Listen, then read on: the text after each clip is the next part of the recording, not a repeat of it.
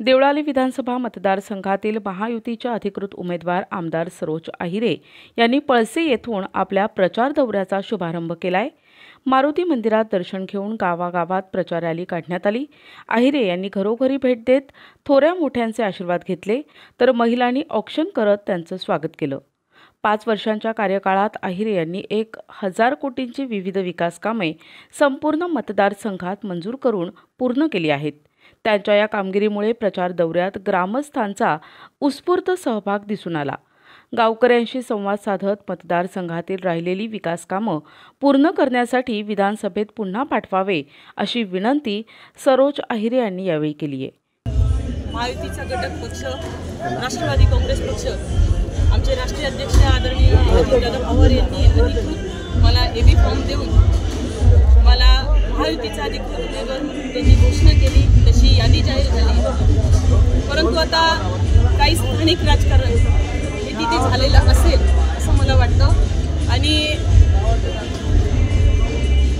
काही विघ्नदोषी लोक हे या राजकारण करण्यामागे बांधलेले आहेत आणि मला असं वाटतं की मायबाप जनता त्यांचा जो काही षडयंत्र आहे तो 20 तारखेला मोडीत काढेल आणि मला ह्या मतदारसंघाची पुन्हा एकदा संधी करण्याची संधी देईल। नक्कीच, कारण गेल्या 30 वर्षांमध्ये लोकांनी फक्त राजकारणच पाहिलेलं आहे।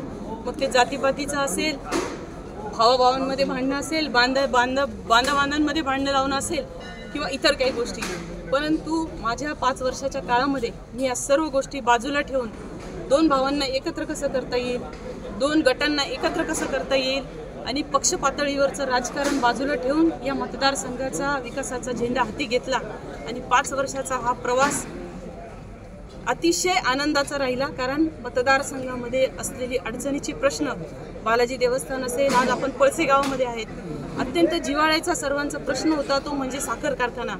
ती निविदा रद्द करून जुनी निविदा जी अडकलेली होती ती निविदा रद्द करून नवीन निविदा पुढे रन करण्यासाठी सरकारला भाग पाडलं।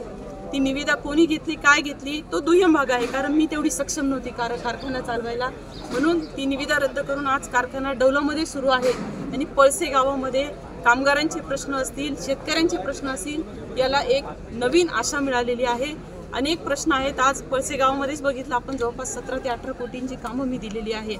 राहिलेले प्रलंबित प्रश्न आहेत ते सोडवण्यासाठी अभ्यास माझा पूर्ण झालेला आहे। त्याच्यामुळे मला असं वाटतं की जनता विकास कामाला समोर ठेवूनच मला भरभरून आशीर्वाद देईल याची मला मनापासून खात्री। आपल्याला माहीत असेल की जेव्हा 22 तारखेला मला एबी फॉर्म मिळाला आणि एबी फॉर्म मी जेव्हा भरला तेव्हा रॅलीच्या माध्यमातून समर्थन ज्या लोकांनी दिलं, परंतु माझ्या पक्षाला, महायुतीला कुठेही पत्र देण्याची आवश्यकता पडली नाही की आमचा पाठिंबा आहे म्हणून, नाही आहे। या एबी फॉर्मला आमचा पाठिंबा नाही आहे, या उमेदवाराला अशी नाचक्की ही आलेली नाही।